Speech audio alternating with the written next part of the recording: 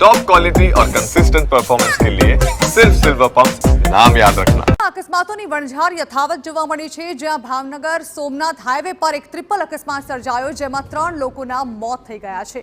જી હા, Bhavnagar Somnath national highway પર સર્જાયો છે અકસ્માત, જ્યાં એસટી બસ, કાર અને બાઇક વચ્ચે આ ગમખ્વાર અકસ્માત સર્જાયો હતો, જેમાં કારમાં સવાર 3 લોકોના મોત થયા છે। રોંગ સાઈડથી આવતી કારે અકસ્માત સર્જ્યો હતો। કાર ઉછળીને બસની સાઈડમાં આવી જતા અકસ્માત સર્જાયો। કારનો સંપૂર્ણ કચ્ચર ઘાણ વળી ગયો છે। પોલીસે ઘટનાસ્થળે પહોંચીને તપાસ હાથ ધરી છે।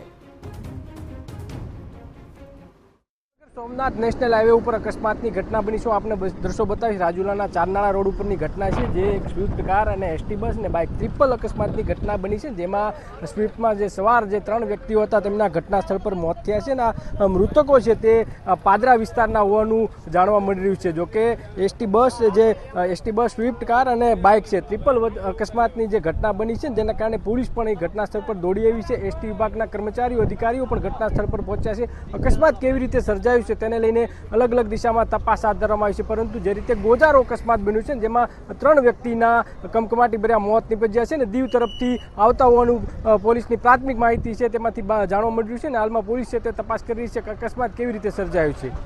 જયદેવ કાઠી, TV9 રાજુ।